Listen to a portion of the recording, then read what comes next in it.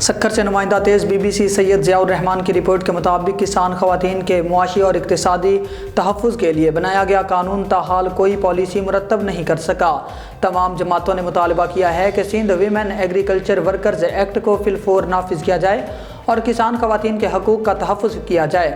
سماجی تنظیم ناری فاؤنڈیشن اور آواز فاؤنڈیشن پاکستان نے Sindh women agriculture workers act 2019 اور اس کے نفاذ کے بارے میں آگاہی پیدا کرنے کے لیے مقامی ہوٹل میں ڈسٹرکٹ ایڈوکیسی گروپ کے اراکین، اسٹیک ہولڈرز اور سول سوسائٹی آرگنائزیشن کے لیے صلاحیت ساز ورکشاپ کا انعقاد کیا، جس میں گاؤں کی خواتین، مختلف سماجی تنظیموں اور محکموں کے مقامی افسران نے شرکت کی۔ ورکشاپ سے خطاب کرتے ہوئے ناری فاؤنڈیشن کے ایگزیکٹو ڈائریکٹر انور مہر نے کہا کہ Sindh women agriculture workers act کسان خواتین کے لیے سماجی، معاشی اور اقتصادی تحفظ کے لیے بہترین قانون ہے۔ اس پر عمل درآمد کر کے لاکھوں کسان خواتین کو ہر قسم کے تحفظ سے بااختیار بنایا جا سکتا ہے، لیکن بدقسمتی سے اس قانون کے نفاذ کے لیے کوئی پالیسی نہیں بنائی گئی۔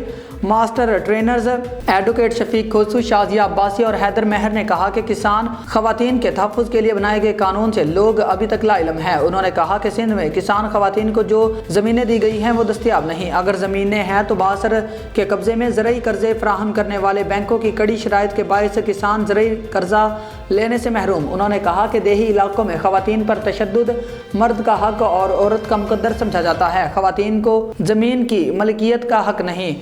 زرعی شعبے میں کام کرنے والی خواتین سماجی تحفظ سے محروم۔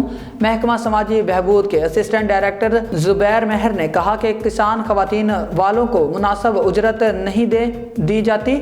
خواتین کسی بھی شعبے میں سب سے زیادہ محنت کرتی ہیں، لیکن اجرت کے معاملے میں خواتین کا استحصال کیا جاتا ہے۔ انہوں نے کہا کہ سول سوسائٹی کی تنظیموں کا کردار پریشر گروپ کا ہونا چاہیے تاکہ وہ حکومت پر بہتر طرز حکمرانی اور بنیادی حقوق کے تحفظ کے لیے دباؤ ڈالیں۔ ایڈوکیٹ الہی بخش میتلو نے کہا کہ خواتین کے ساتھ غیر مساوی سلوک گھر سے شروع ہوتا ہے۔ Sindh women agriculture workers act اپنی نوعیت کا بہترین قانون ہے، لیکن جب تک اس کے نفاذ کے لیے کاروبار کا اصول طے نہیں ہوتا یہ بیکار رہے گا۔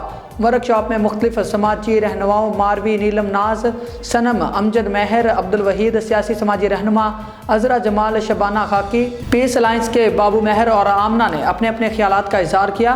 ٹریننگ کے آخر میں CSOS DAP کے ممبران اور ممبرز کو سرٹیفکیٹس بھی دیے گئے۔